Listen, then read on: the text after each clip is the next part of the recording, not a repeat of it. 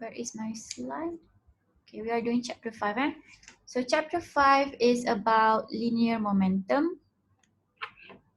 Okay, so for this chapter, we are dealing with impulse and momentum, the conservation of linear momentum, and collisions. If I'm going too fast, please let me know. And if you want me to repeat any parts, please let me know.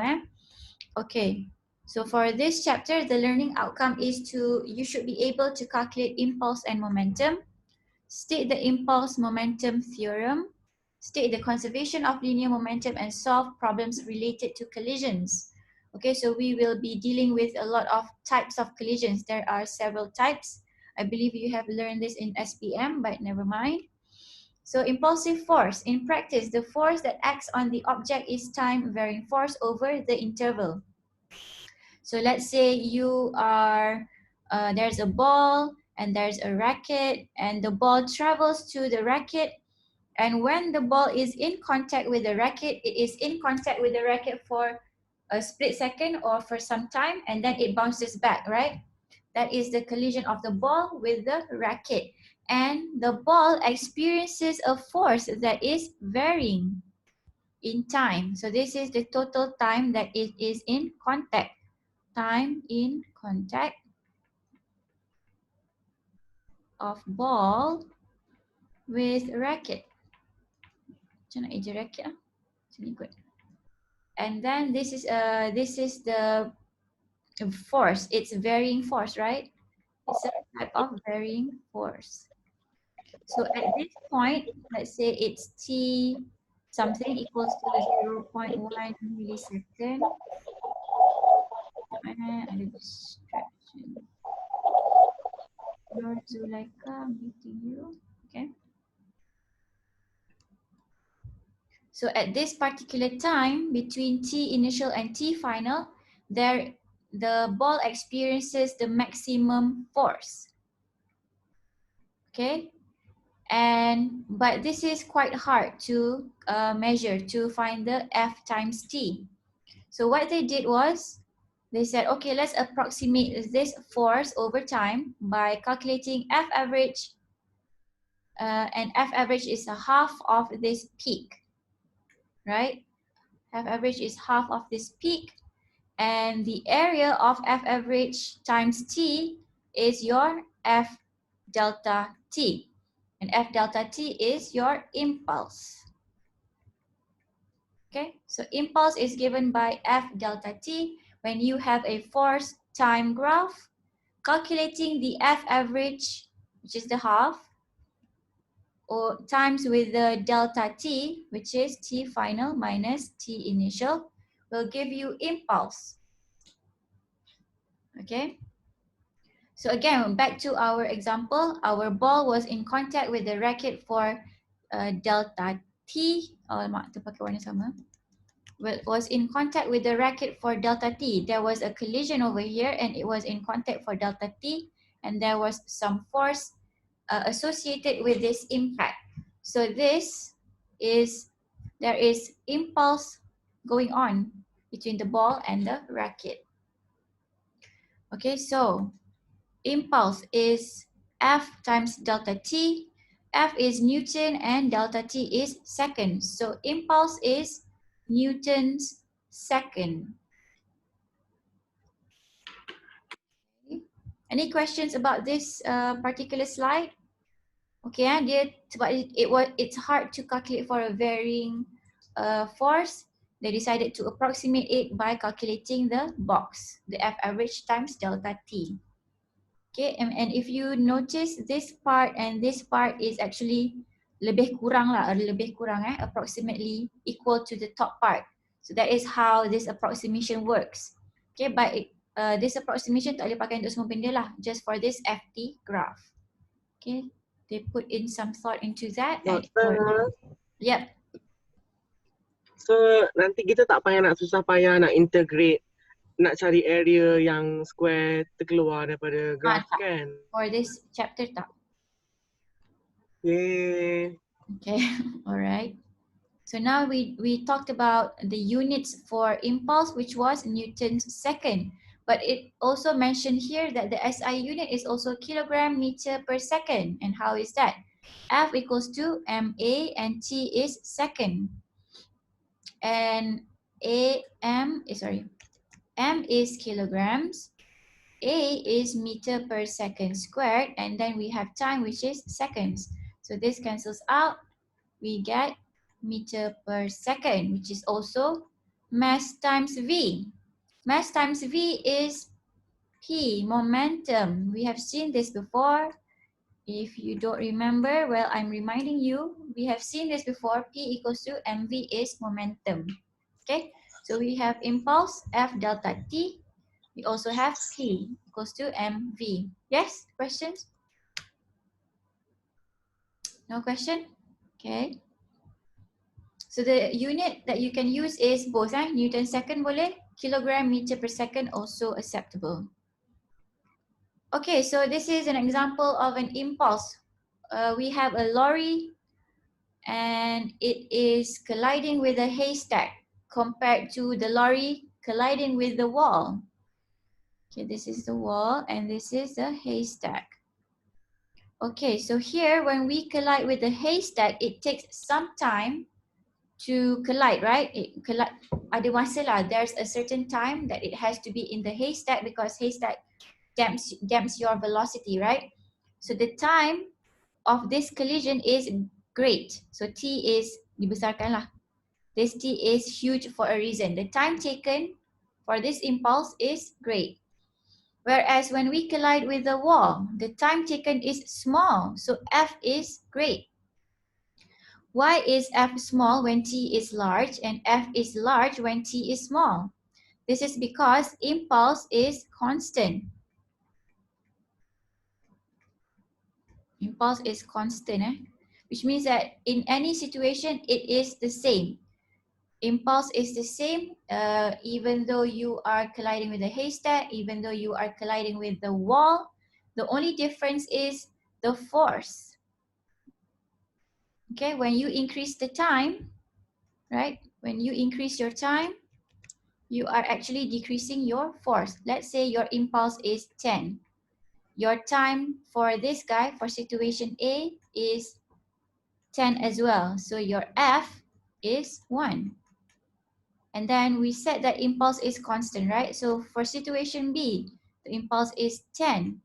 And then you are calculating for your F, the time taken is small because it's when you collide with the wall, it's split second.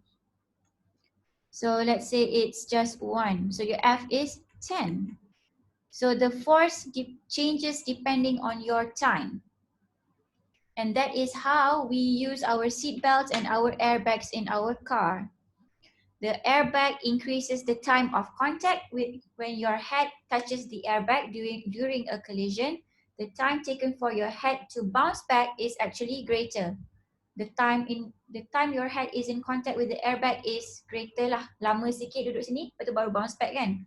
Compared to when you don't have an airbag and your head touches the dashboard, when you touch the dashboard, you immediately bounce back, right? So the time is small. So your head, it experiences a larger force compared to when your head is in contact with the airbag.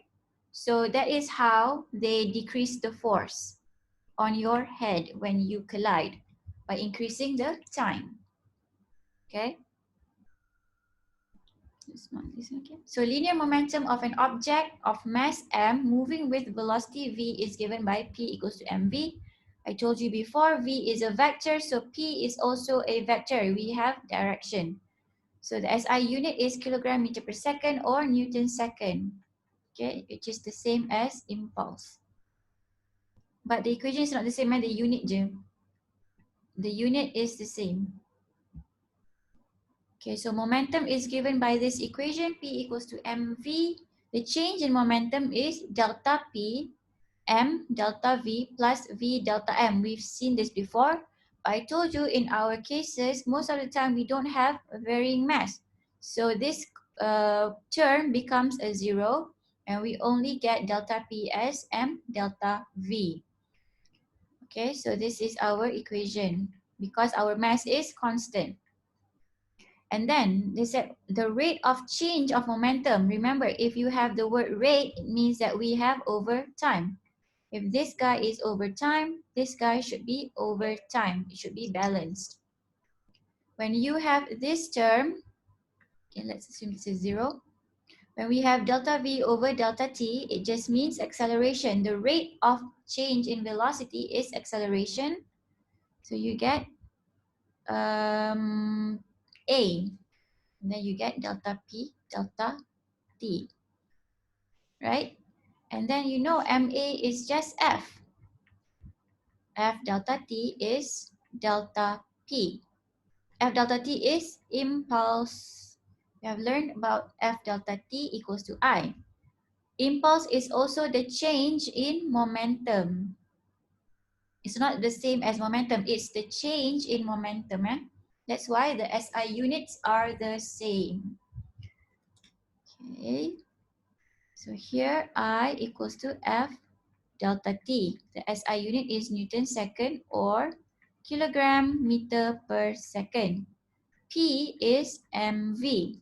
The unit is kilogram, meter, mass is kilogram, and then you have per second. Then you have meter per second. And then they said delta P is equal to F delta T.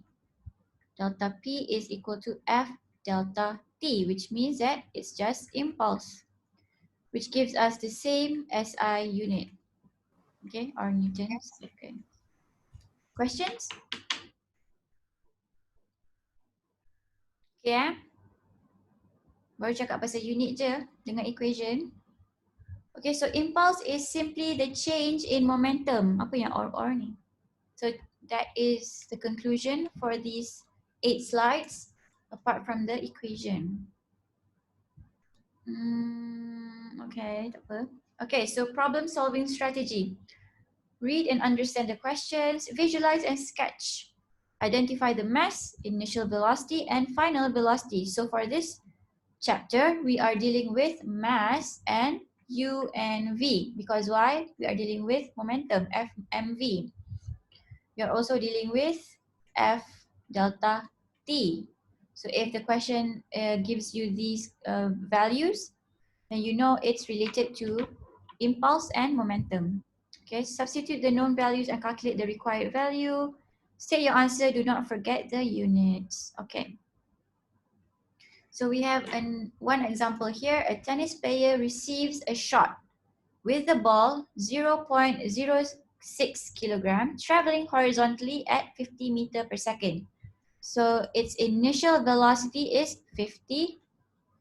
And then he returns the shot, dipukul bola tu, and then the ball moves at a velocity of 40 meter per second. So again, the ball comes at him at 50, lepas tu dipukul. And then it travels in the opposite direction with 40 meter per second velocity. What is the impulse delivered to the ball by the racket? So it's asking what is the impulse? Impulse is I equals to F delta T. Or change in momentum. And we can find the change in momentum because we have the change in V.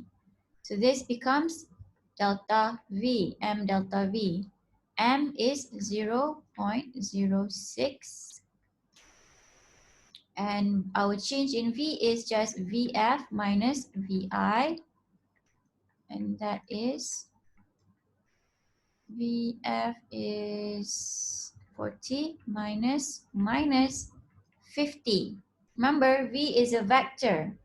So if you assume that to the right is positive, to the left is negative, you should put it in your equation. Okay, so remember, V is a vector, P is a vector, momentum is a vector. Force is also a vector. Okay, so this is 40 plus 50, you get a 90. 90 times 0.06. Can anyone tell me what the answer is? I don't have a calculator. What's the answer? 5.4. 5.4. Thank you. And the unit is? Newton second. Newton second, yes. F is Newton, T is second, boleh. Or kg meter per second. Also accepted. Okay, so now it's asking what work does the ball do?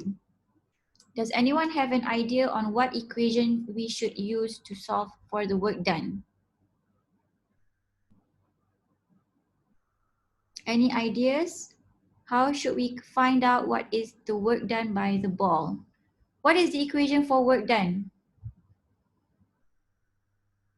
Work done is the change in energy. What is the energy associated with this problem?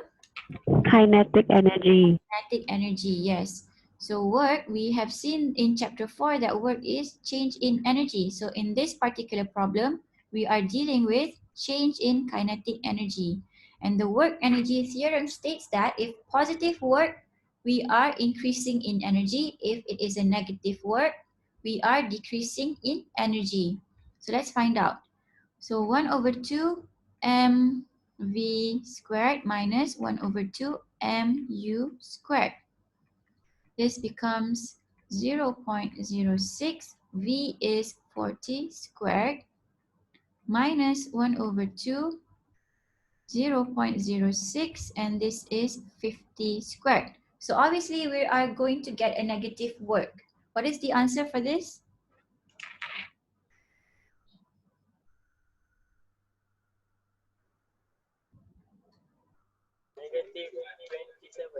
Negative 27.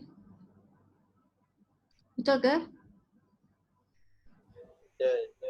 Did everyone get that? Okay. The unit for work is Joules. joules because it's a type of the change in energy, right? So it's the same unit as energy.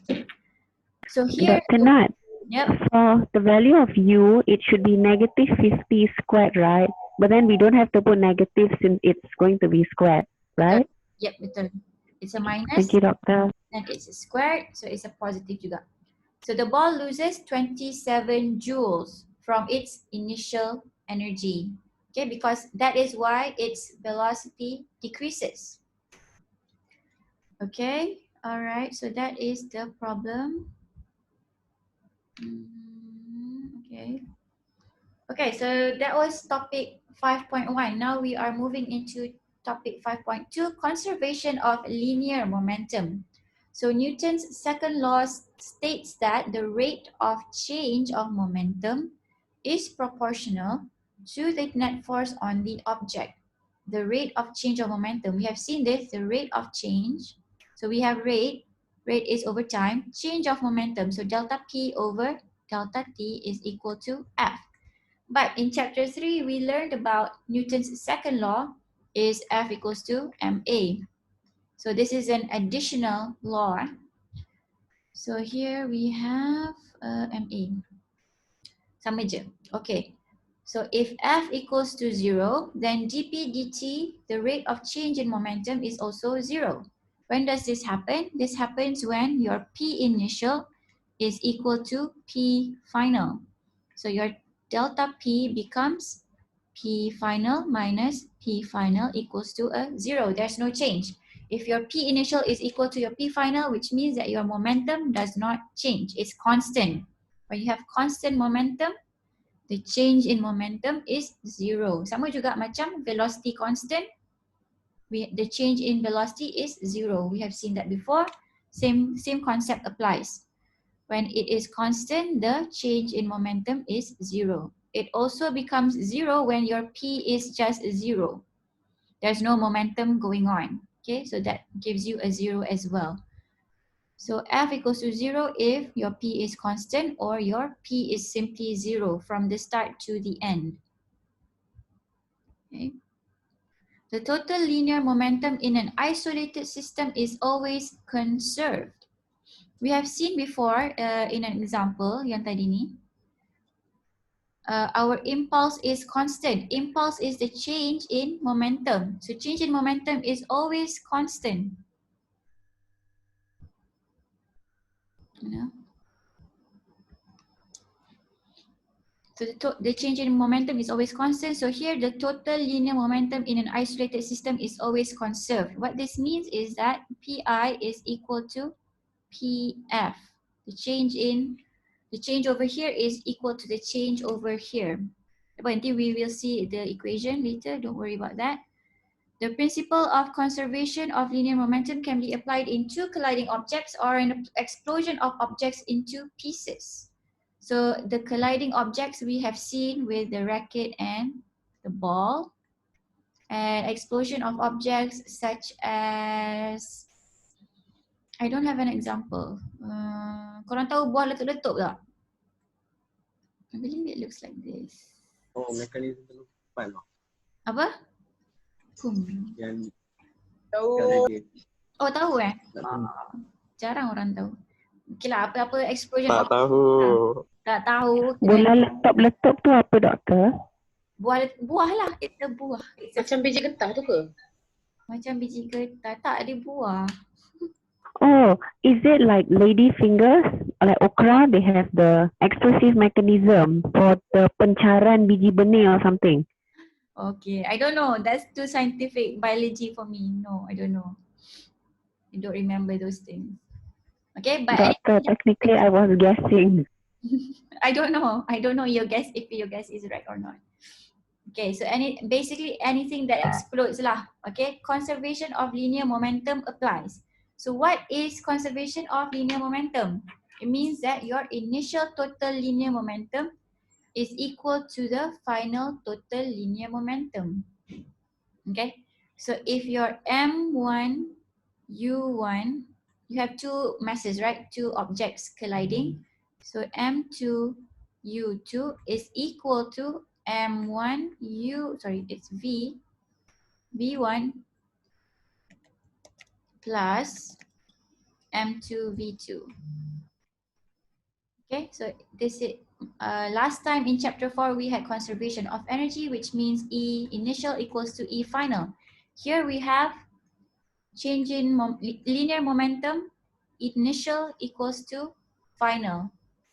Okay, tapi we have two masses over here. Okay, let's see an equation. Sorry, let's see an example. Yang ni contoh. Okay, tak apalah, kita go over je. The impulsive force on an object normally delivered in a very short time. We talked about this. If your time is great, your force is low. If your time is low, your force is great. Okay, because this guy is fixed. This guy is fixed. Okay, so that is how they use this in the safety measures for your car. They increase the time of contact. Okay, so they decrease the force. Okay, we can also increase the effect of impulsive force by increasing the change in momentum. Okay, so it's possible to increase this guy. For example, you can manipulate the final velocity to be higher, but that means that you're kena tukar velocity lah. But if it's fixed, maksudnya we are not playing with the velocity, which is most of our, in real life, we cannot change the velocity unless we apply a certain acceleration, right? So usually we just depend on its natural, macam nak cakap, do we plan collision? We don't plan collisions, right? So typically the final velocity is the outcome. So this guy is fixed. So we can only manipulate time. That is in real situations. However, if you are planning a collision, you can do that by increasing the V to increase the impulse. Do you understand what I'm saying? Selalunya orang tak plan lah collision. So that is why this guy is fixed. Okay, that is the point of that slide. Oh my God, that was so hard to explain. Okay, now we are talking about types of collision. We have elastic collision, inelastic collision. Elastic collision means that both momentum, linear momentum, and kinetic energy are conserved. What does that mean? Your MV initial equals to MV final, and your KE initial equals to KE final. What is the difference between these two equations? KE is 1 over 2 mv squared. Do not confuse with mv. Lain eh? So this is U and this is 1 over 2 mv squared. So it's sama eh? That is for elastic collision. For inelastic, we have the in, the negative connotation, negative word. We are losing energy. So momentum is conserved, but kinetic energy is not. Okay, so MV1, MVI equals to MV final, but KE1 or KE initial is not equal to KE final. What does it become? It becomes KE initial is always greater than KE final. We are always losing in our final condition. Okay, our initial is when we have the maximum energy. Our final is when we lose. Okay, so that is when our kinetic energy is not conserved. Actual collision, most collisions fall between elastic and perfectly inelastic. So perfectly inelastic, we will talk about this, what it means. Let's see the example. Okay, so elastic collision, both momentum and kinetic energy are conserved.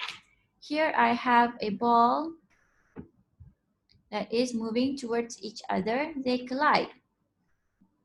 Okay, so this is a collision. So this is situation 1. They are just meeting each other. And then number 2, they already met with each other. They collide. And then number 3, they move their separate ways. Bercerai.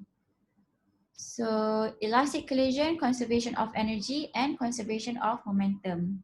They do not stick together after collision. Do not stick.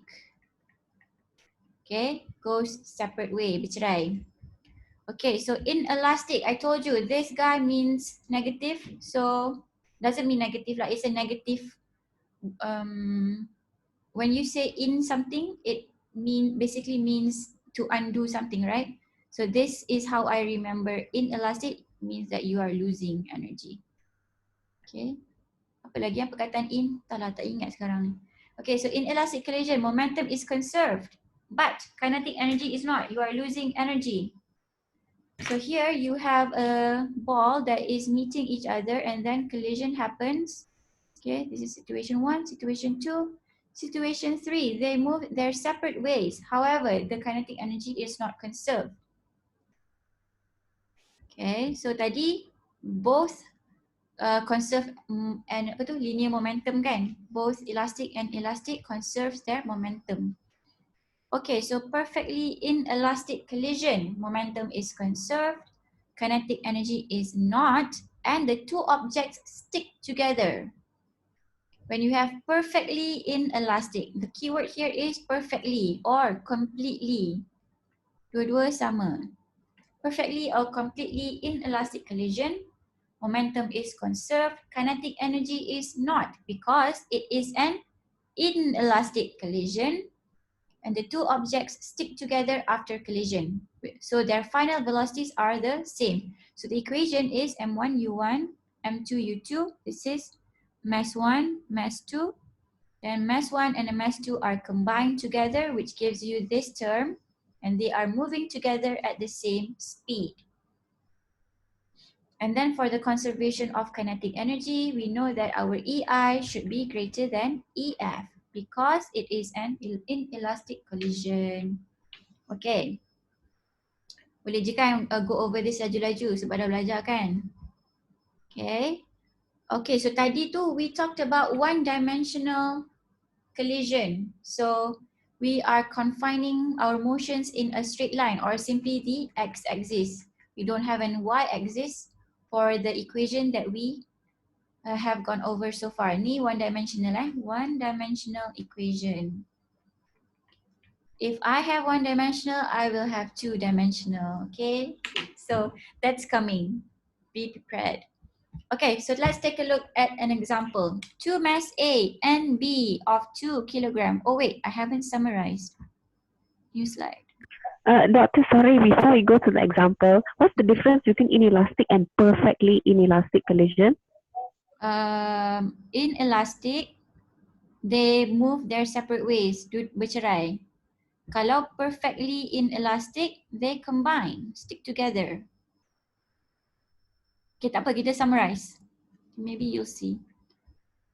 I want to add a table so that I don't have to draw a table. Okay. Sekejap, Bel. Thank you, Doctor, for answering. Okay, so I'm gonna ask you guys to summarize this for me. So we have conservation of momentum. Lemak, should I type this instead? So terrible. Draw. So we have collisions. Type of collisions. We have 3, right? And then we have conservation of momentum.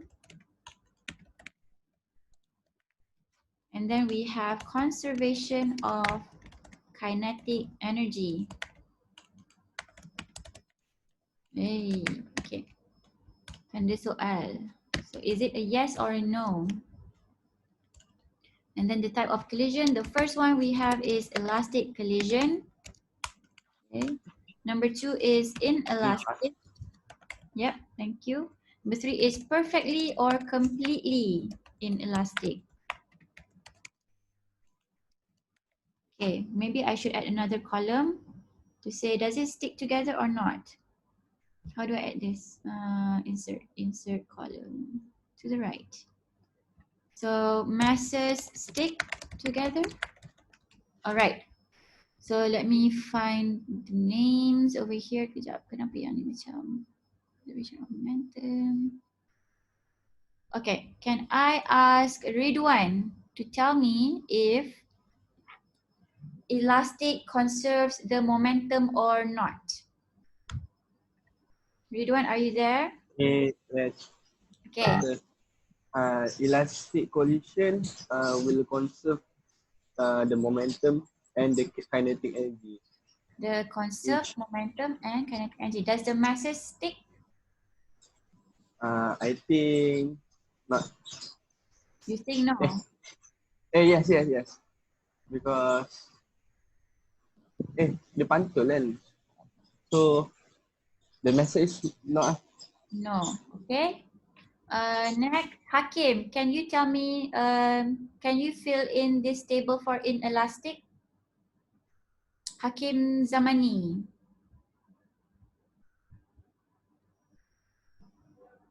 Hakim, are you there?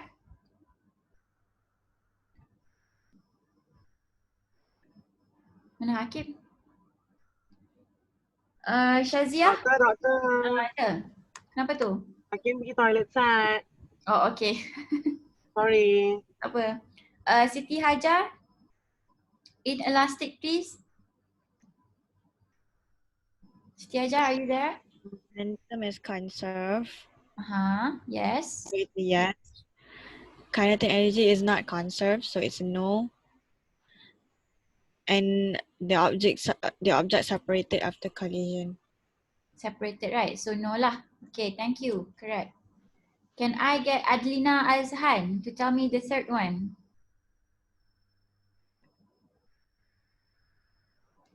Adlina Azhan, are you there? No?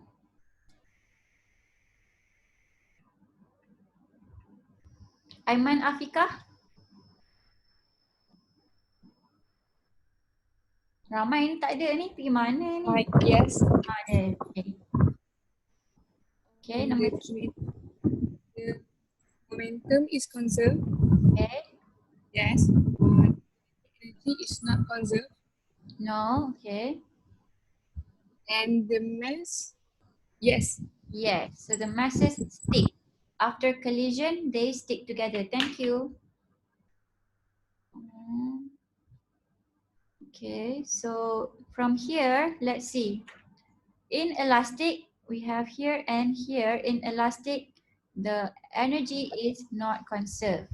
For all of this collision, the momentum is conserved. So always the conservation of momentum applies. However, kinetic energy is not conserved for inelastic collision, no matter if it's perfectly or not. And then when you have perfectly inelastic collision, the masses stick together, which means that they will move with the same velocity after collision. Okay, any questions?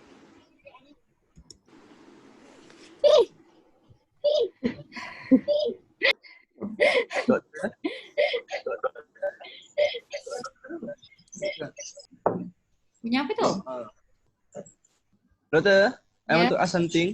Mm-hmm.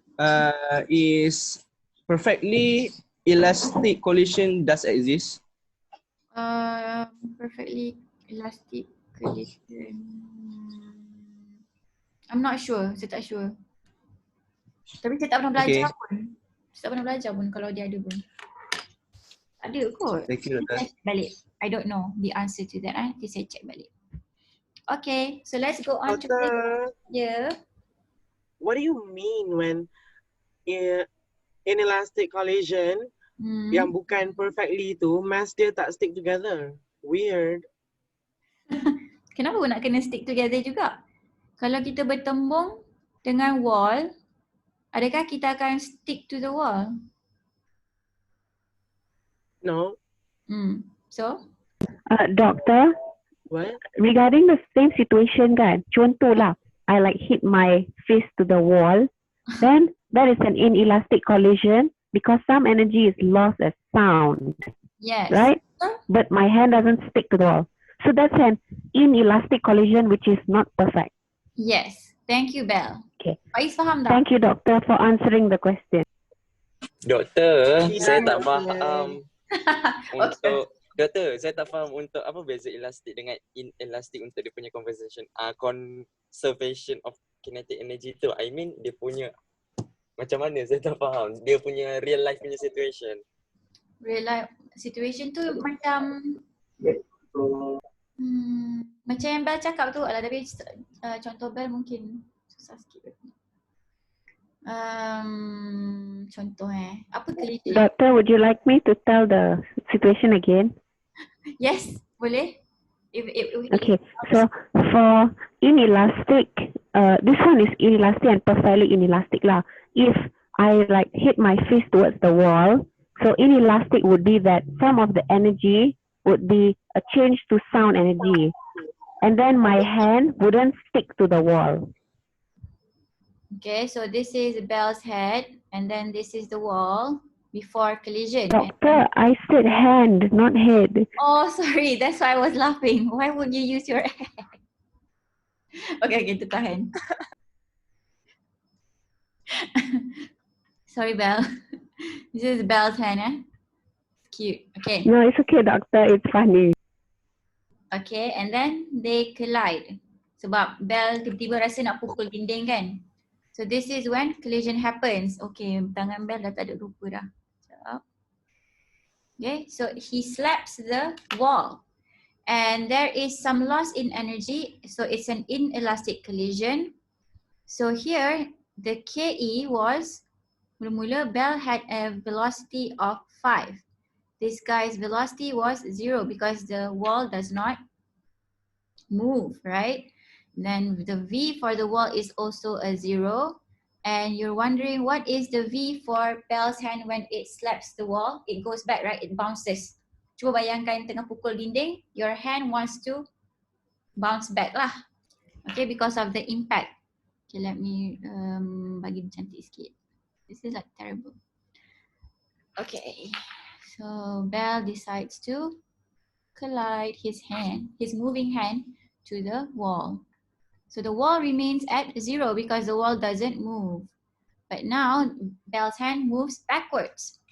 So Belle has a velocity that we don't know, and some of the energy is converted to sound. So if I were to use my conservation of energy equation, okay, using the conservation of energy,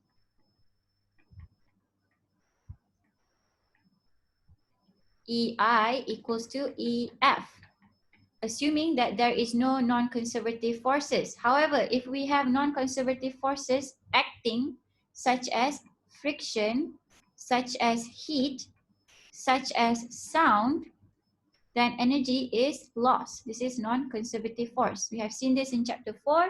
So this equation becomes KE plus UG plus UE plus WNC equals to KE plus UG final plus UE final. Final lah, semua ni final. Okay, considering that we are not dealing with this becomes a 0, this becomes a 0. Sorry, this is a minus because we are losing energy, right? Ingat tak? Kita lupa dah ni. Baru je belajar semalam. And then our KE final ada because we are, Belle's hand is moving backwards. There's some kinetic energy associated with that. There's no change in height, so it's a 0. There's no change in elastic force, so 0. So now we are left with KE initial equals to KE final plus work done by non-conservative force. So that is how you lose your energy. So the non-conservative force in this case, in Belle's situation is, he said, when he slapped the wall, his hand made a sound. So this guy is sound energy. Okay, so that is how your kinetic energy does not equal to KEF. Your KEF will be smaller than your KEI. Okay, so this is when conservation of kinetic energy does not apply. Okay, conservation of energy ada, but conservation of kinetic energy tu tak ada. So it's different, eh? Does that make sense? Okay ke? Yes. Betul ke? Okay, eh? Hopefully we will do some Doctor, example. Yep. you really don't want to explain us using the cars hitting each other's butts?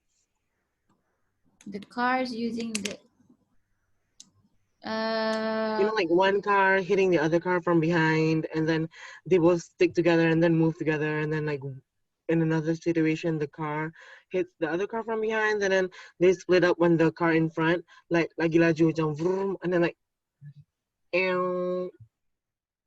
tapi kenapa nak explain kalau awak dah tahu? You guys get it, right? Do you guys not get it?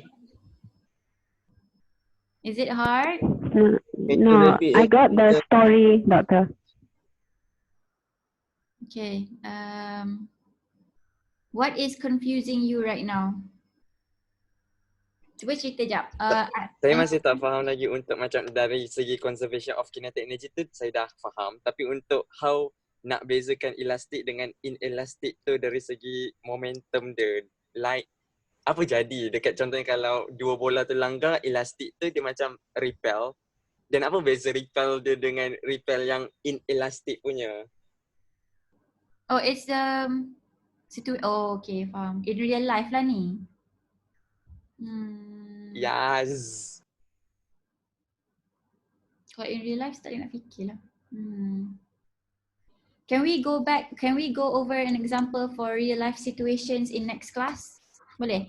Apa yang tadi saya hutang? Saya hutang soalan elastic and inelastic in real life situation. Apa lagi ya saya hutang tadi? Dia cakap yang saya tak tahu tadi tu. When does elastic collision happen? Ke soalan dia? Don't remember. If you remember, please let me know. But I know I owe you guys on the real life situation. Okay, tak sampai-sampai lagi soalan ni. Oh my god. Okay, what time is it? Pukul 3. Dah. Okay, tak apa. Okay, two mass A and B of 2 and 1.5 move on a smooth surface in the same direction. So both A and B are moving in the same direction with the speed 3 and 5. So UA is 3 and UB is 5. Calculate the velocity of A and B after collision if the collision is completely inelastic. So after collision, they collide with each other and then they move together with a velocity V. So this is completely inelastic, which means that conservation of energy applies, but kinetic energy is not conserved. Okay, so now we are finding what is the velocity. Okay. So here I already drew this. If it's perfectly inelastic, which means that our mass sticks together. So this is B and this is A. I'm just completing this diagram. So this moves with the velocity of V. Okay, so that's the sketch. Next, so for momentum, our momentum is always conserved, which means that our initial P is equal to our final P. So mass A times with velocity A plus mb plus ub. So these are the initial velocities. So 2 times 3, 1.5 times 5. And then they combine because it is perfectly inelastic. And then ma plus mb times with the bv. So v is, can someone calculate this for me, please?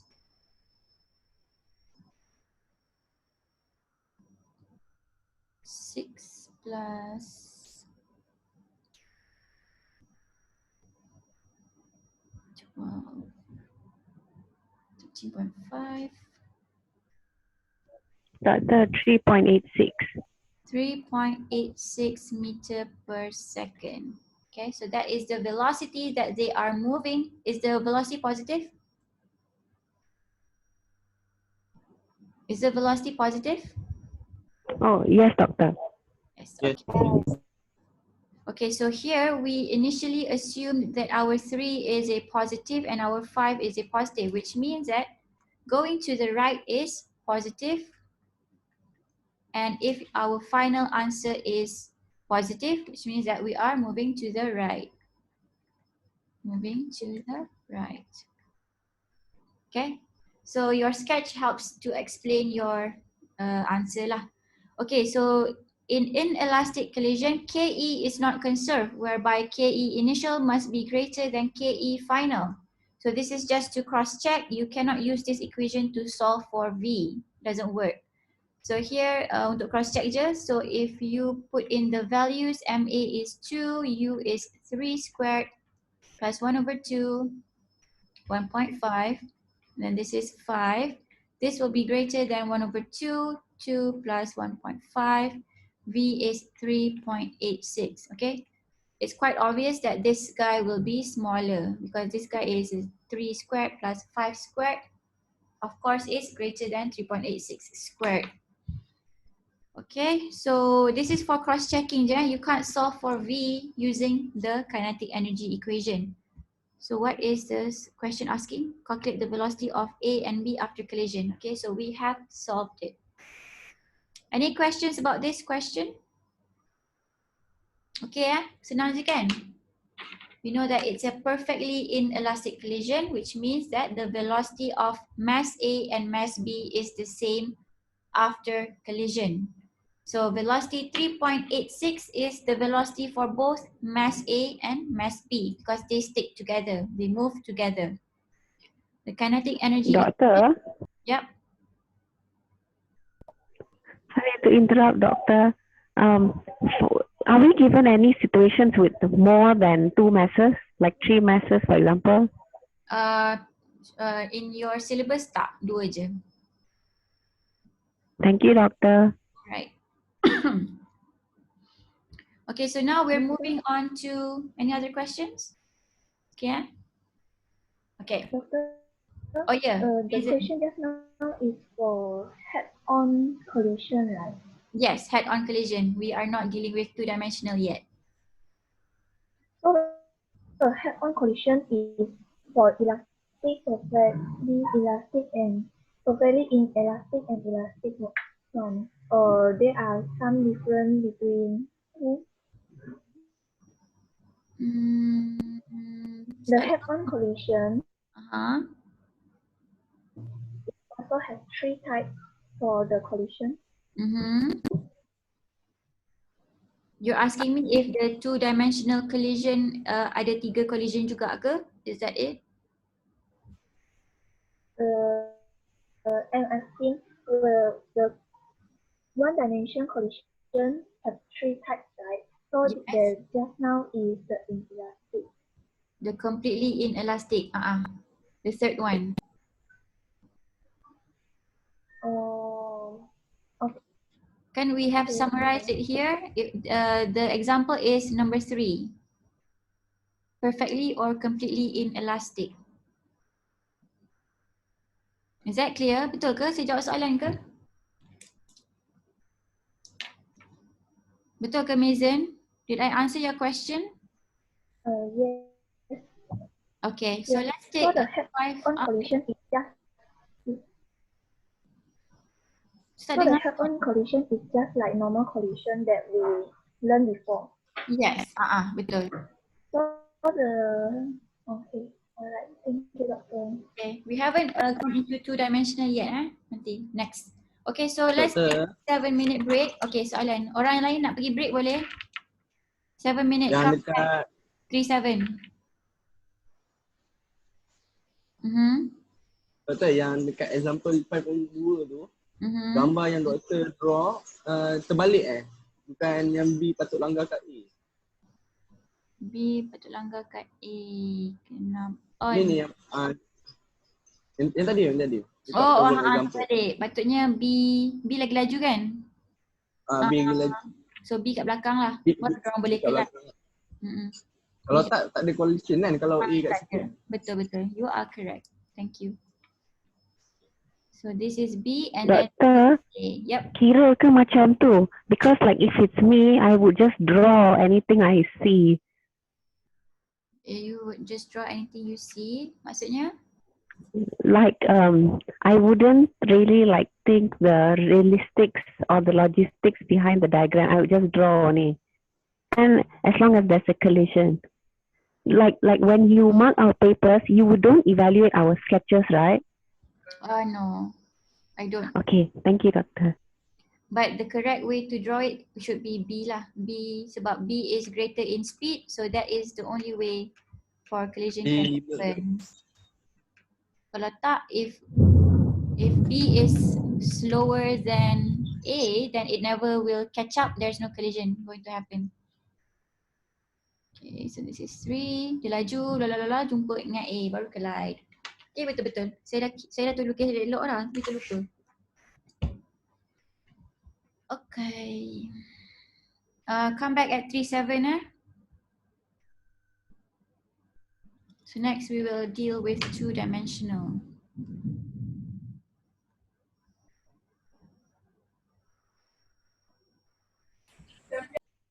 Yep. Tak dengar. Kenapa cak internet putus-putus lah? Saya tak tahu internet saya ke internet korang.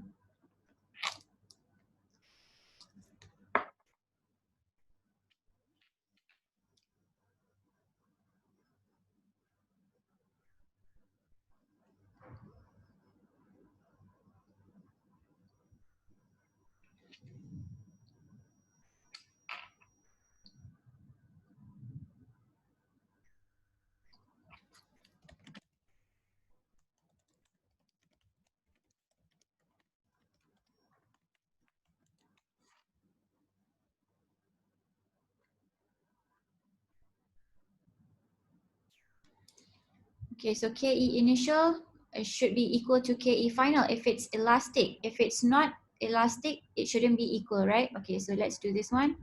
So let's say the mass of both toy cars are 1 kilogram to make our calculation easy. 1/2 times 1, dia buat 2 lah.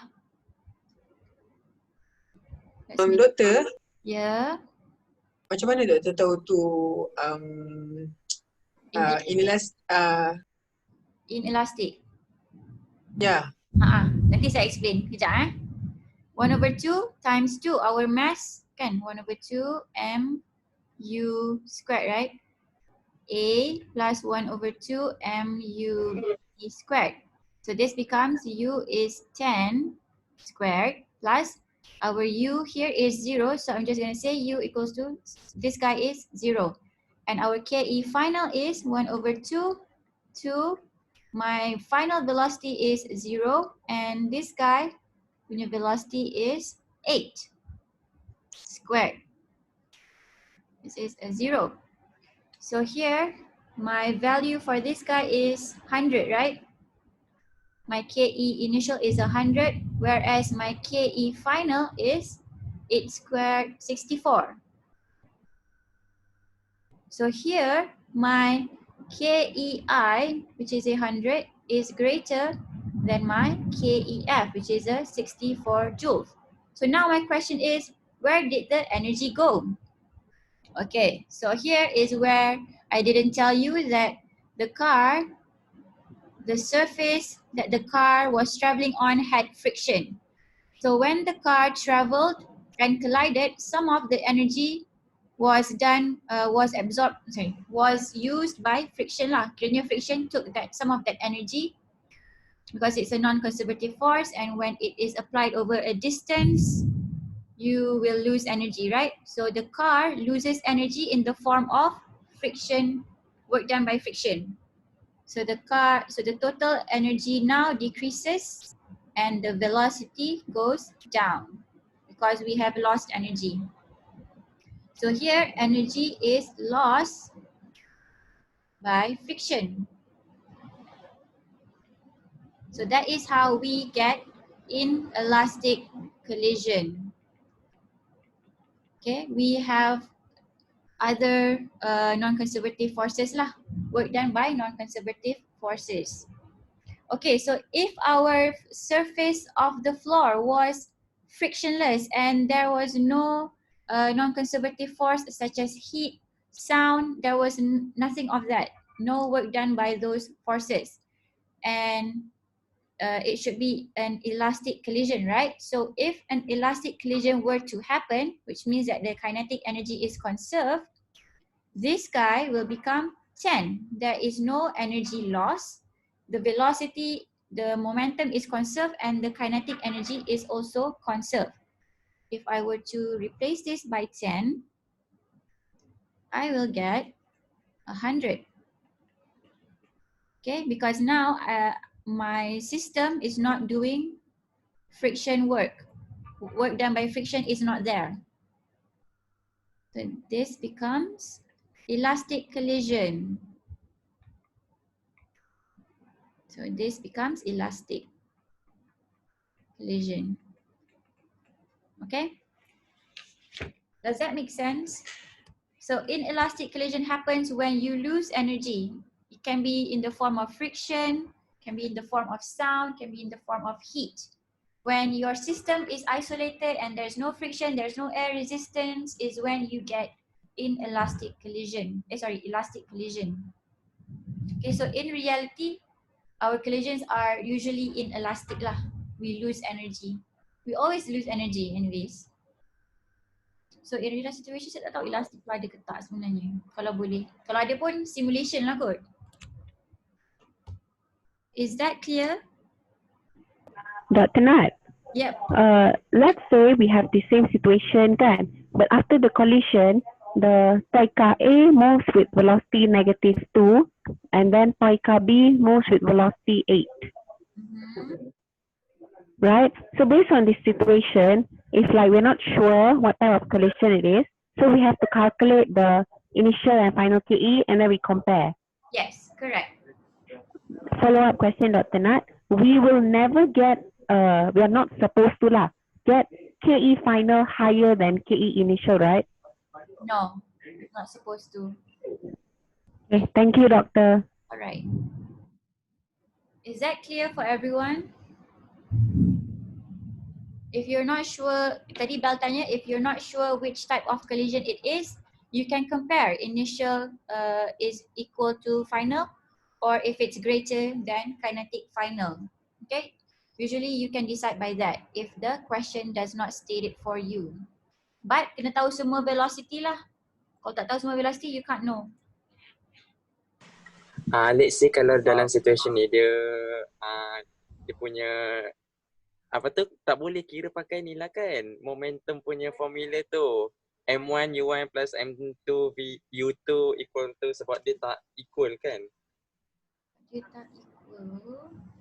So maksudnya contohnya kalau V tu unknown nak cari, so kena guna this formula kan, kinetic energy punya formula ni. Dia tak boleh guna momentum punya formula.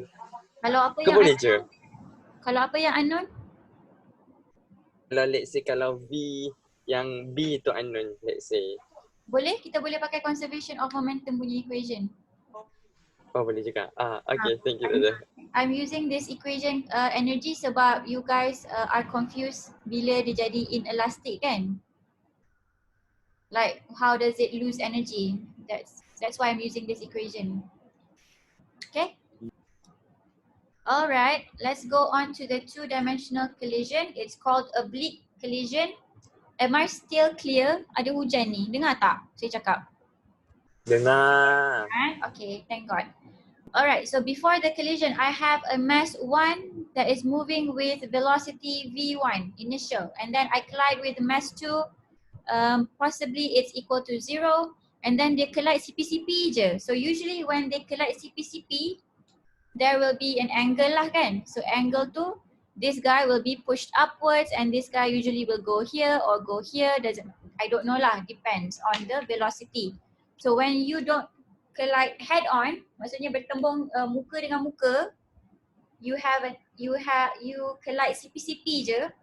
That is when your collision becomes two-dimensional. The output becomes two-dimensional lah, ada angle. Okay, tadi kita belajar yang muka dengan muka. Sekarang kita belajar CP-CP. So when your collision is CP-CP, don't know the word for that, your collision will have an angle lah. Your final velocity will have an angle. Okay, so the velocities have x and y. Linear momentum is conserved in both x and y direction. So previously we have looked at equation, this guy, right?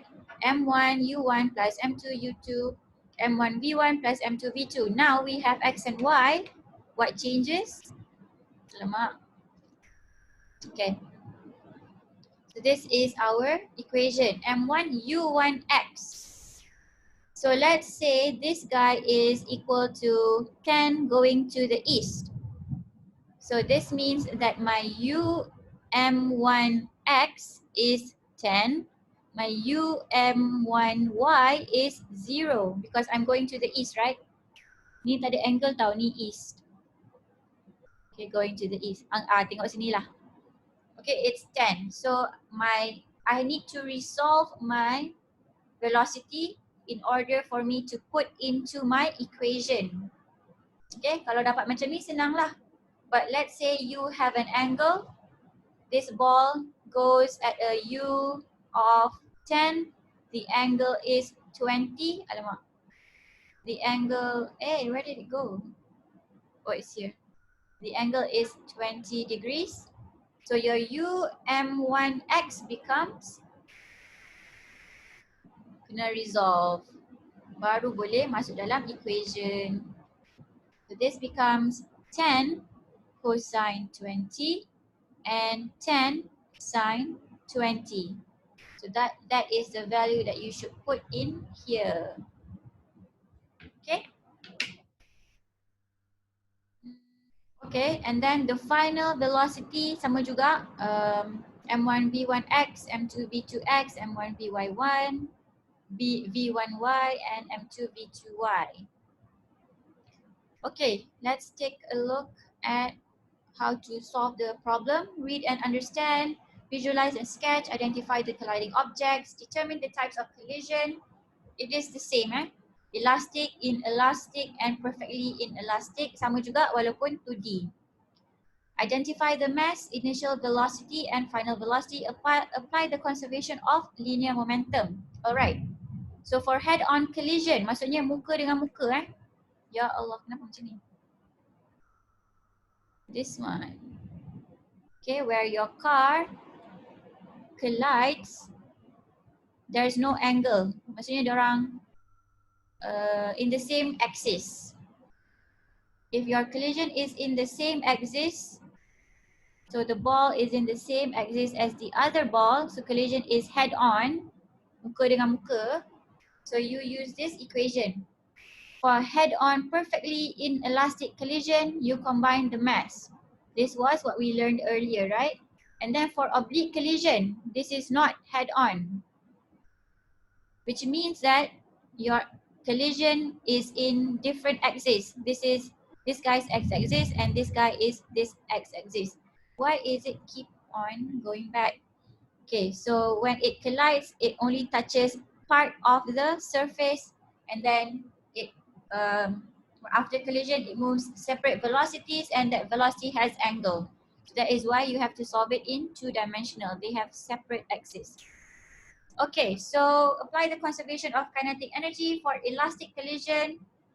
Conservation of energy is conserved. For inelastic, the KEI will always be greater than KE final. Okay, why? Because energy loss to non-conservative forces, to NC. We have learned this in chapter 4. Okay, substitute all the known values and solve the equation. State your final answer. Do not forget units. All right. Example 5.3. An object 8 kilogram is moving east at 15 meter per second on a frictionless horizontal surface and collides with a 10 kilogram object that is initially at rest. So here I'm labeling u equals to 15, u equals to 0. My UAX is 15, positive. We are assuming to the right is positive. And my UAY is 0. My this is V. My UBX is 0. My UBY is 0 because I am not moving at all. I can resolve it, but it's still a 0. Okay, then after collision, the 8 kilogram object moves at 4 meter due south, 4 meter per second due south. So here V equals to 4. VAX is 0 because in my horizontal direction, my velocity is 0, and in my vertical direction, my velocity is 4, but I'm going down. So it becomes a negative 4. Okay, and then it's asking you what is the velocity of the 10 kilogram object after collision. So it's asking what is VXB? What is VX? Sorry, what is VBX and what is VBY? It's asking you that. VBX, VBY, and what is VB in general? So it's asking you VB lah sebenarnya, but to solve for VB, you need to know what is VBX and what is VBY. And then finally, what percentage of the initial kinetic energy is lost in the collision? We are losing energy, so we are dealing with inelastic collision. Is it a perfectly inelastic collision? No, it didn't say that the masses stick together. So we are going with a normal inelastic collision. Okay, but now it's two-dimensional. All right. Okay, so here I'm writing down the momentum for my x direction. MAUAX plus MBUBX equals to MAVAX plus MBVBX. So here is my initial. This is a U. This guy is a V. And I am dealing with x direction only. Okay, so looking back at my sketch. My x direction is positive 15 and the x direction is 0. And the x direction for here after collision is 0, and I don't know what the situation is for B. Okay, so 15 positive, 0, 0, and I don't know what this value is. Okay, sama dengan sketch kita tadi. So VBX is equal to, can someone calculate that for me? 8 times 15 divided by 10.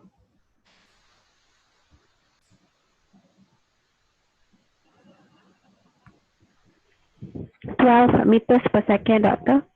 12 meters per second. Okay, so the value is positive, right? Which means that after collision, it is moving in the x direction, in the positive x direction. That is your mass B. And then we are calculating for our momentum y, same equation, but now our y components. This is a y component. So we know that the y component is 0 because we were moving to east. And then the guy was at rest, right? Mass B was at rest, so that's a 0 as well. These two are both zeros. And then it's moving down south after collision. So this is a -4, and then we don't know what VBY is. So can someone calculate this for me? 8 times 4 divided by 10. 3.2, right? Thank you. So here it's saying that this is our VBX and this is our VBY. It's a positive value. VBY is this way. This is mass B. So our final velocity, our resultant velocity is in this direction, V of B. So how do I find out the velocity of B? So 12 and 3.2, right? 12 and 3.2. I use my equation that we have learned in chapter 2, which is the Pythagoras equation. VBX is 12 squared plus 3.2 squared. Square root the whole thing. 12.42. 12.42. 12.42. Okay, meter per second. And what is the angle? VBY is berapa tadi? 3.2 over 12. This is No, 14.93 41. 14.33. Did everyone get 93? Okay, so 14.93. If we are using this equation, which axis does my angle refer to?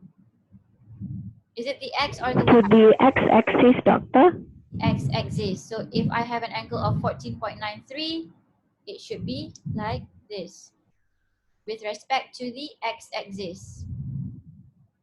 Why is it happening? Okay. So 14.93. So going back to our diagram just now, we know that our VB is 12.42 and 14.93. 12.42. So VB is 12.42 and the angle with respect to its x-axis is 12. Berapa tadi? Tak ingat dah. 12 it's 14.93. Oops. So it's 14.93 degrees. Okay. This is VBX and this is VBY. Oish. Is that clear for everyone? Okay ke? Baru part A tu. So Doktor, sekarang macam tengah hujan lebat. So macam some of us macam internet dia macam problem. Ada tak ada unstable macam tu. okay, can we continue next class then? Kesian pula. Tapi I recorded this session. Is that okay? Nanti boleh tengok balik tak? Doktor nak banyak lagi ke? Sekejap. Minggu ni Ada Dr. Nat nak cover Minggu chapter ni 5 kita nak habis. kan? Today habiskan chapter 5. And then tomorrow chapter 6. Tomorrow pula. Hari yang next class tu lah. So tak tahulah. We have one more example and a half. Habiskan je takut. Saya record nanti orang yang internet problem tu tengok balik tau. Tahu. Okay. Hello, doctor. Okay, so now we have calculated for VB and its angle. The question says, what percentage of initial kinetic energy is lost in the collision? So let's calculate for that. So here we know that our kinetic initial will be greater than our kinetic final. This is 1 over 2.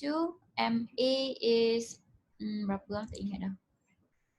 MA is 8 and MB is 10. This is 8. And this is berapa? 12 ke? Why am I forgetting everything? It's 15. 15 to the east. Okay. So this is 15. plus 1 over 2, m is 10, u is 0, so it doesn't matter, so it's a 0. This will be greater than, tak cukup tempat lah pula.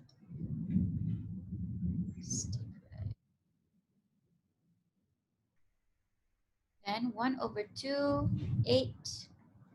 The final velocity of A is 4 plus 1 over 2, 10, and our VB is 14.9, sorry, 12.42 squared. Okay, so can someone calculate K initial for me and K final for me? Siapa yang tak ni?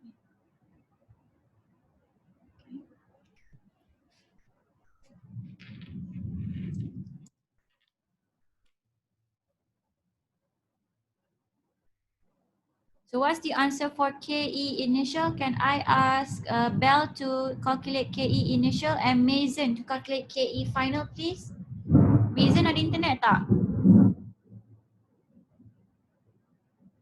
Okay, Mason is not responding. Can I get Saharul? Saharul, are you there? Yes, yes. Okay. Reza, doktor. Saharul Saharul buat KE final Okay, doktor. Doctor, Yep. did you hear? No. Bell cakap apa tadi? For KE initial, it is 900 joules. Betul ke? Betul. Okay.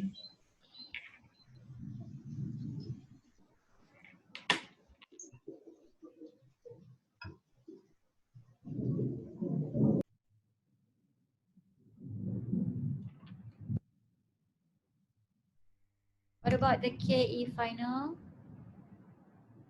Saharul Haq? I got 835.28. 835.28. Okay, so here we know that KE initial is greater than KE final. So betul. But now it's asking you what is the percentage loss. So percentage loss is final, KE final minus KE initial over KE initial times with 100% to get the percentage. Okay, percentage change. So I think it's around 30 something, 30.3%. And this is gives you a negative because this guy is 835 minus with a 900 will give you a negative value. So negative change means you lost energy, losing energy. Losing kinetic energy. Okay. I don't know if 30.3 ni betul ke tak, agak-agak je.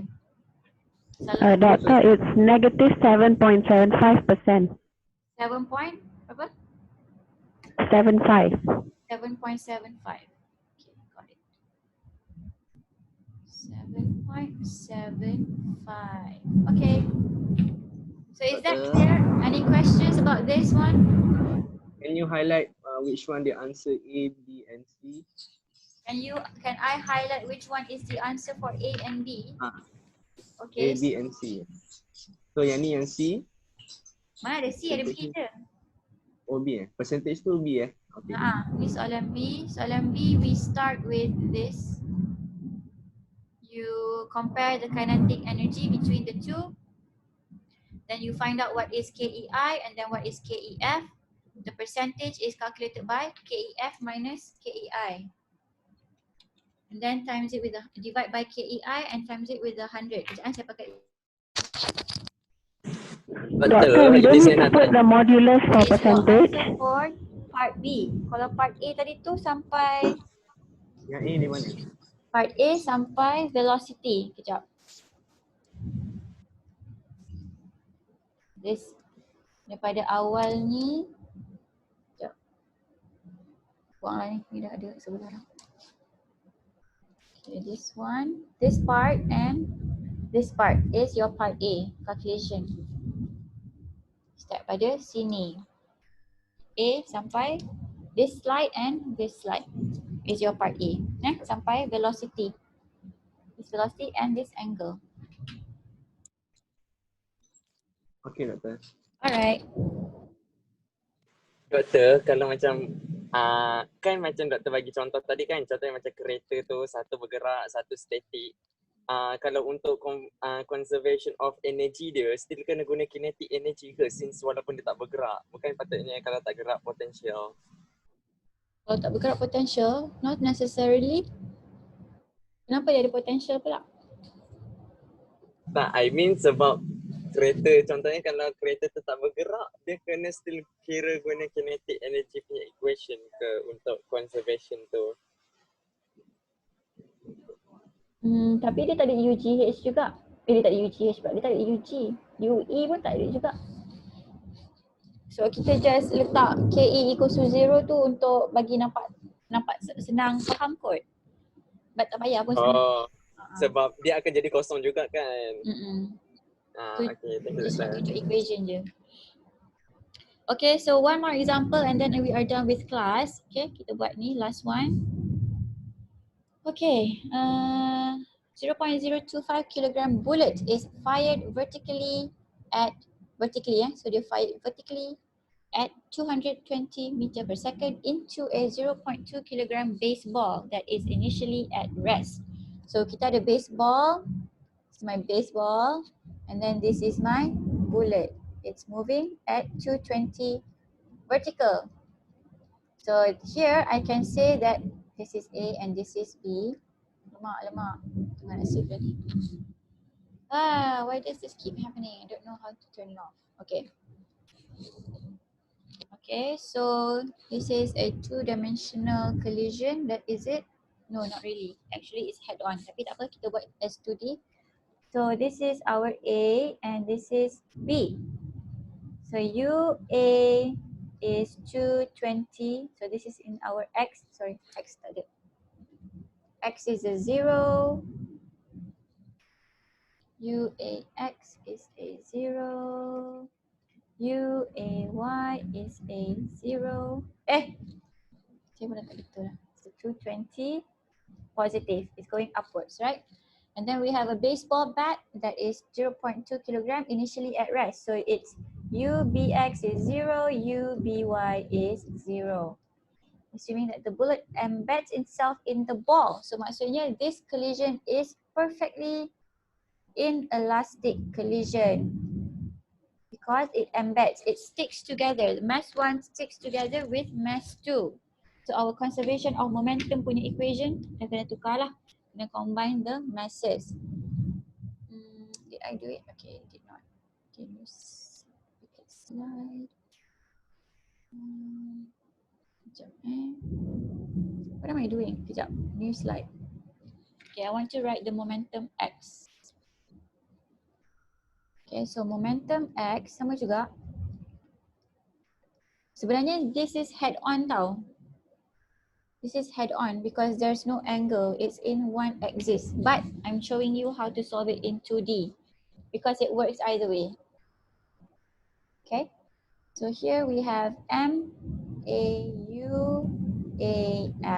plus MBUBX equals to MA plus MBBX.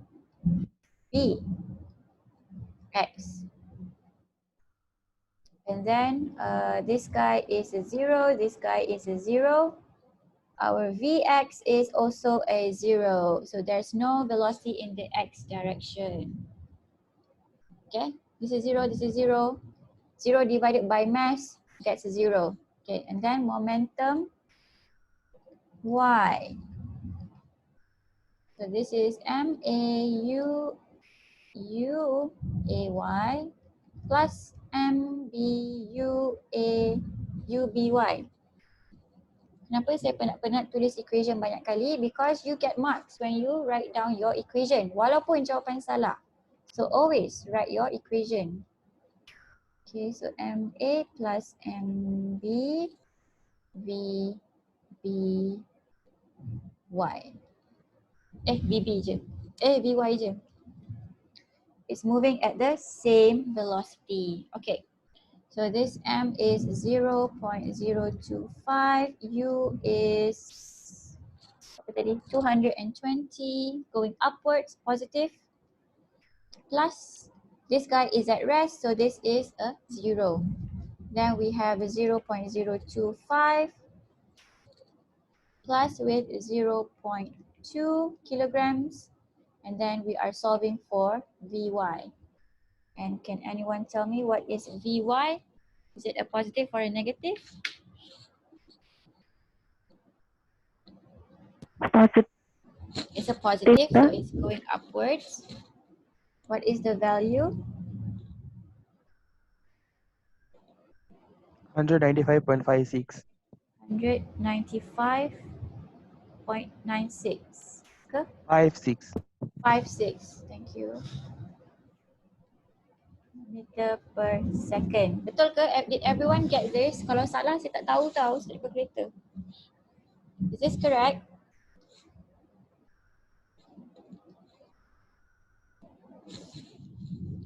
Okay, so no objections here. So we have solved for Vx is equal to 0 and we have solved that Vy is equal to positive. Doctor, it's not correct. Oh, okay. What is it? It's It's 224.44. 224.44. Betul tak? Patutnya betul ke? Bahagi Hah? Let's check tu. 224.44. 24.44.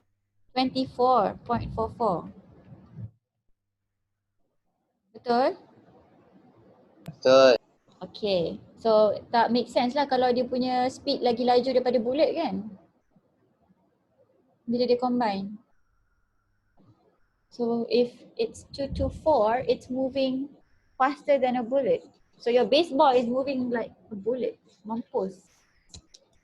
Kalau kena kapal terbang tu habis kecai. Okay, but anyways. So we have solved for Vx equals to 0, Vy equals to 24.44. Thank you to everyone yang menolong. Walaupun salah, tak apa. Okay, and then the question is asking you, how high does the combined bullet and baseball rise after the collision? So kita dah solve for collision. We have gone through step 1. Number 2, we collide. Number 3, after collision, we got a velocity. Assuming that the bullet embeds itself in the ball, how high does it rise? So this is not part of collision. Not part of collision, This is conversion, energy transformation from kinetic to MGH to UG. Okay, so let me draw that out for you. First of all, we had a baseball. It wasn't combined yet, and then we collided, right? We collided, situation 1, situation 2, and then they moved together at a velocity that we have calculated, which is 24.44.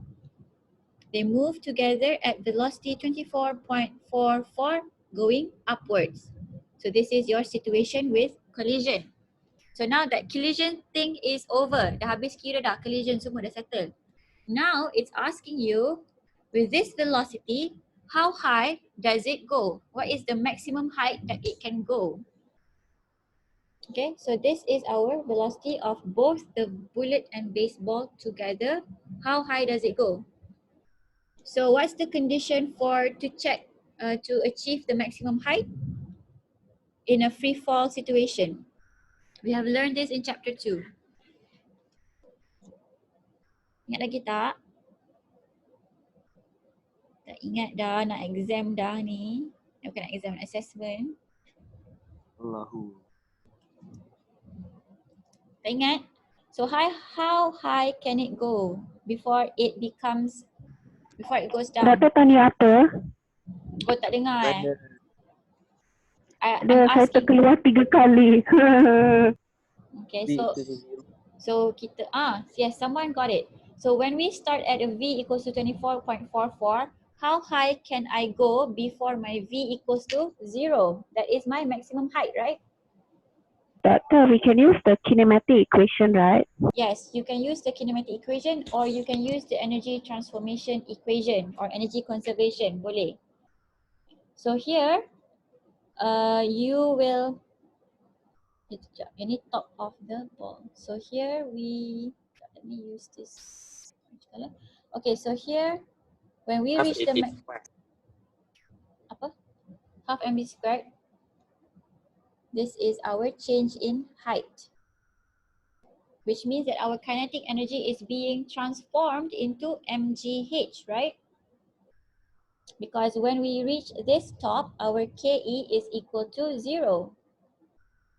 Ke equals to 0, mgh is max. Because why? I have achieved my maximum height.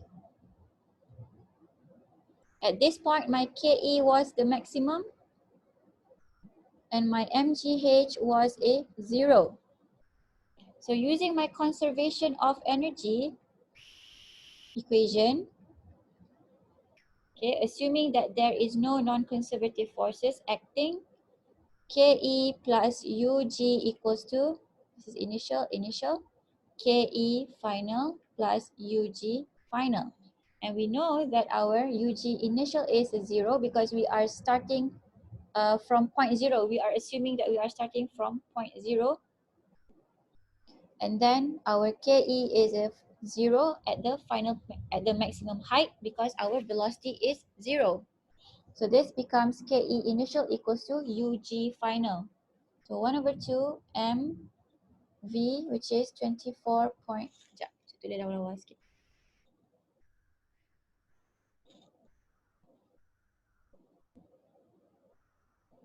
Oopsie, saya tak cukup tempat je ni.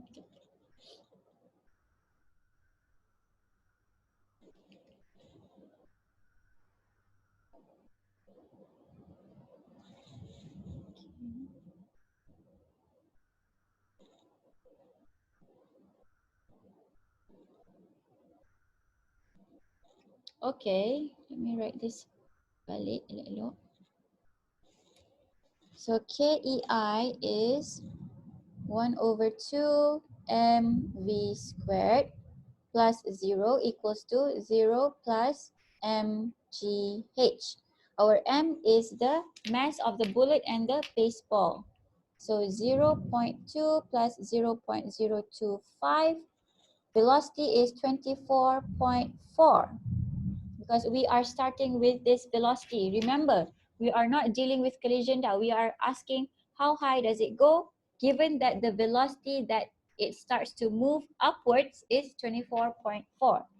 And then our mass is the same, 0.2, 0.025, 9.81, and the maximum height that it can go, which is h final minus 0. Because we are starting at 0, we are assuming that we start at 0. Sama je, delta H. Okay. Yep. 34.4 tu tak payah square. 34.4 tak payah apa? 24.4 tu. Yang V tu. Oh, kena tak payah square. Kena square. Sorry, saya tertinggal. Kat sini ada square. Okay. Doctor, if you're taking positive velocity as upwards, then shouldn't G be negative 9.81? No, this is potential energy. Remember our mgh is positive, right? The potential energy gained by the baseball and the bullet, not the work done by nama dia, gravity. Faham tak? Tak ingat lagi yang situation tu. mgh is positive, right? When we increase in energy, when we increase in height, our potential energy increases, right? Oh yeah, it's because it's done by the object. Sorry doctor, I just get confused there. Okay. Itulah ramai orang confused kat situ. When you increase in height, your gravitational potential energy increases. You are not talking about gravity, you are talking about the object. The object increases in potential energy. So we are talking about the object that is moving upwards. Okay, so here it becomes, you get H as, I don't know, can someone calculate for me? So this is, you can cancel this out, 24.4 squared divided by 2 divided by 9.81 will give you the height.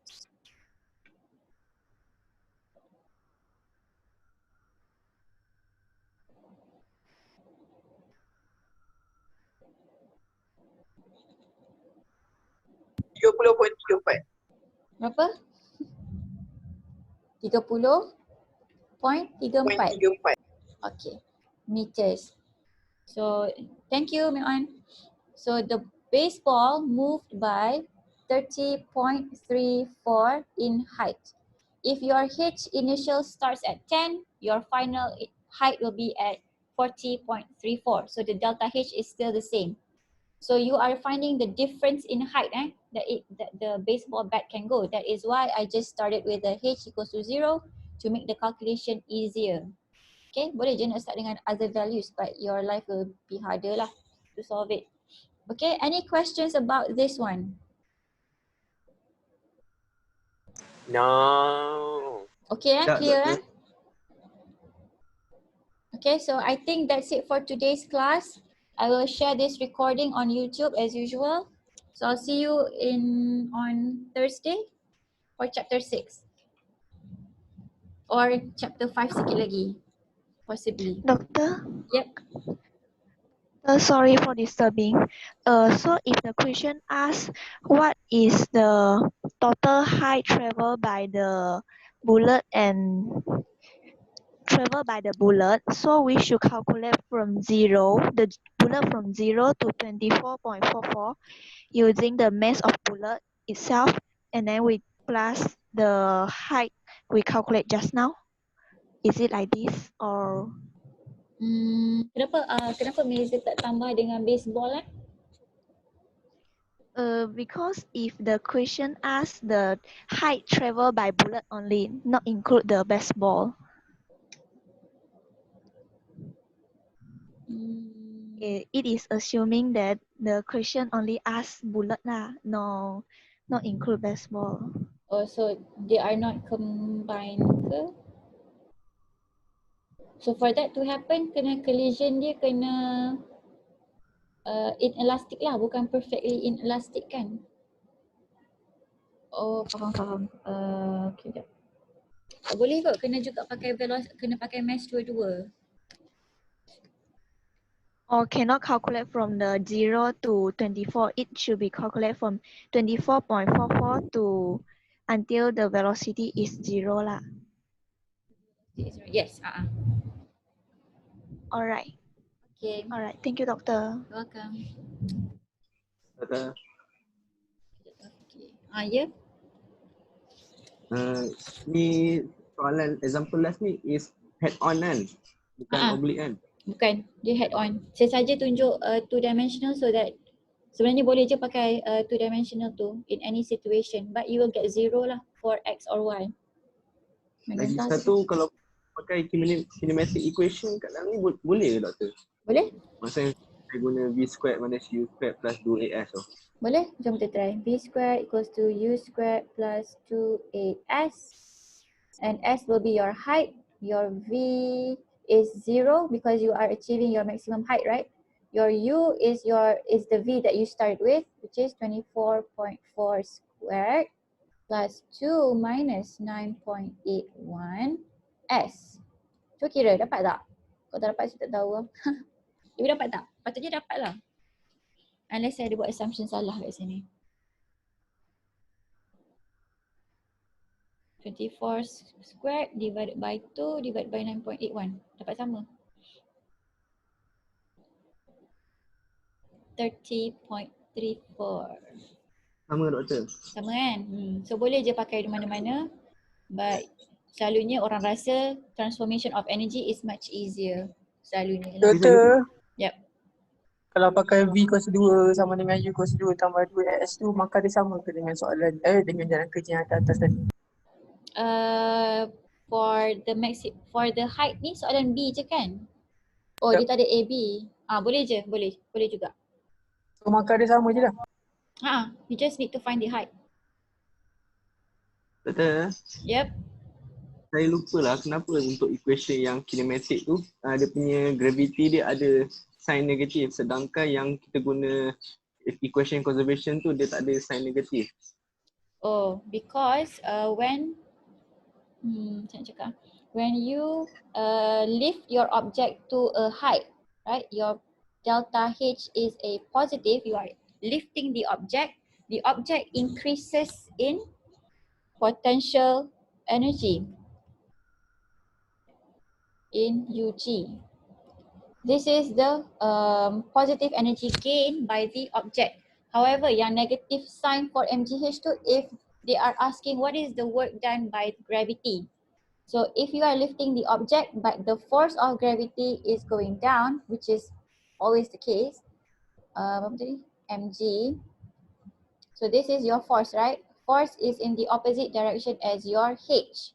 When they are not the same direction, your work done is negative. Betul tak? Ini negatif, ini positif.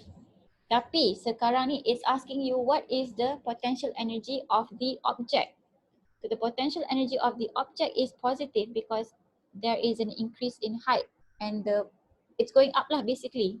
Dia lain daripada cara kita kira work done by gravity. It's not the same. So whenever you lift an object, the potential energy, the gravitational potential energy always increases. Kalau kita turunkan, it decreases.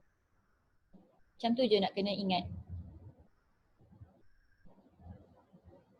Should I go over soalan tu balik? Betul? That example balik. Maybe next class kot kita tengok balik ni. So saya hutang realistic tu dah tak ada. Realistic, elastic, inelastic dah tak payah. So next class I'll go over this part lah the gravitational potential energy. Is that okay? Thank you. Okay, boleh. Okay. Gravitational potential energy. Alright, so see you on Thursday. Bye-bye. Take care.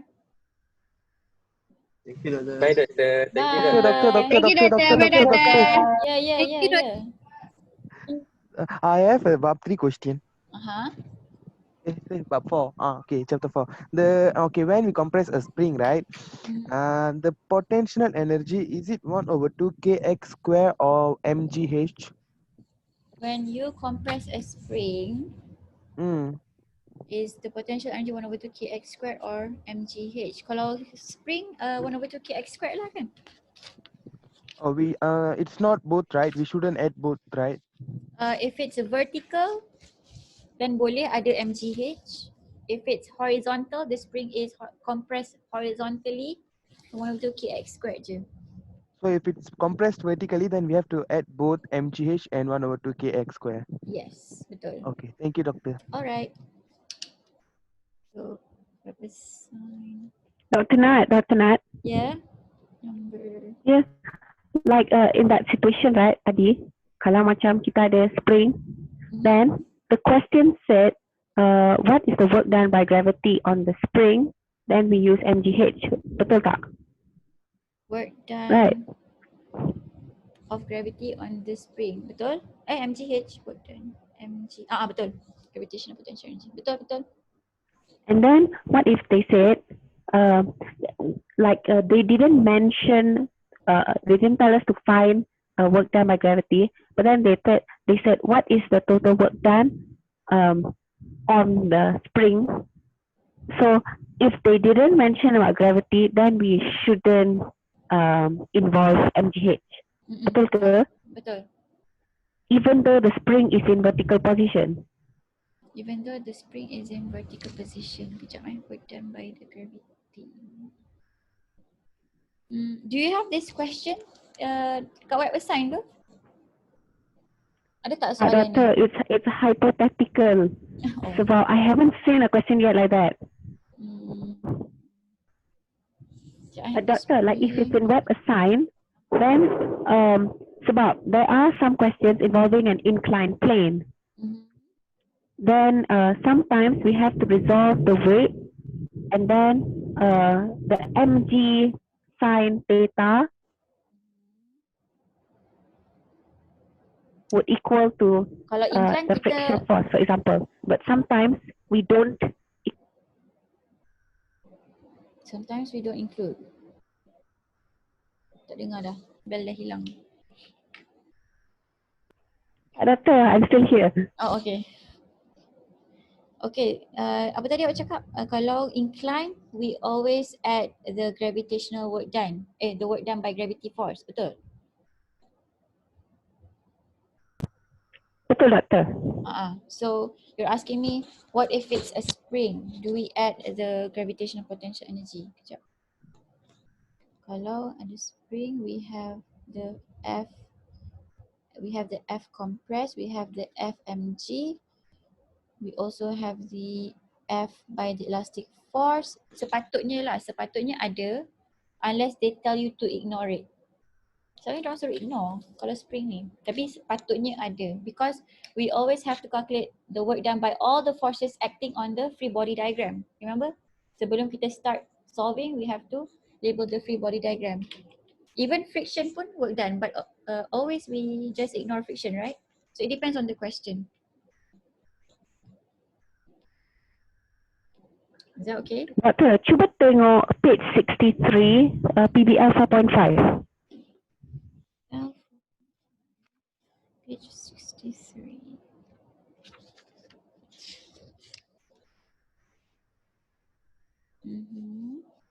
Glides 12.2 steadily up the slope before coming to a rest. What is the average coefficient? Saya tak buat ke soalan ni? Yeah, Doctor, you already taught us this through the video that day on the website day. Semalam lah kan? Ya, semalam. And then you resolve mg to mg cos theta and sin theta, and then we equated r equals to mg cos theta. Yeah, but friction. Yeah, so should frictional force equal to mg sin theta in this case? Yes. Okay. Then contoh soalan yang sama macam ni, tapi there is another way for us to find friction and R normal reaction without resolving mg. So do we still have to consider mg when we want to find the total work done? Doktor faham tak soalan saya? Ke saya cakap macam okay, Doctor, let me simplify it. Contoh lah. Kejap, bang. Let's wrap this up kat WhatsApp. If you have more question, orang lain boleh pergi Oh, okay. Kejap Thank you, Doctor. Okay. Alright. So everyone, I'll see you on Thursday.